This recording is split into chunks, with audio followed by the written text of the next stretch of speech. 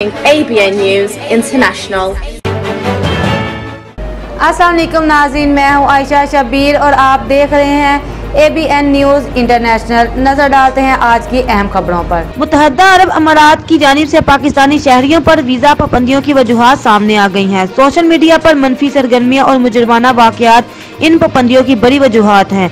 एक बड़े जरीदे में शाया होने वाली खबर के मुताबिक दस्तावेजात में इंकशाफ हुआ कि कुछ पाकिस्तानी शहरियों ने UAE के कवानीन की खिलाफ वर्जी की, जिनमें सोशल मीडिया पर एहतजाज, हुकूमती पॉलिसी पर तनकीद और ऑनलाइन प्लेटफॉर्म का गलत इस्तेमाल शामिल है। दस्तावेजात में जालसाजी के इल्जामात भी लगाए गए हैं, जबकि चोरी, धोखाधड़ी, भीख मांगने, जिस्म फरोशी, मंशियात के मुतल्लिक जराइम में मुलविस होने के वाकयात भी सामने आए हैं। UAE के मुकामी हुकाम ने इन खदशात के मुतल्लिक पाकिस्तान सफीर को आगाह किया और जोर दिया कि वीजा पर पाबंदी का फैसला UAE की हुकूमत की आला सतह की मुशावरत के बाद किया गया है।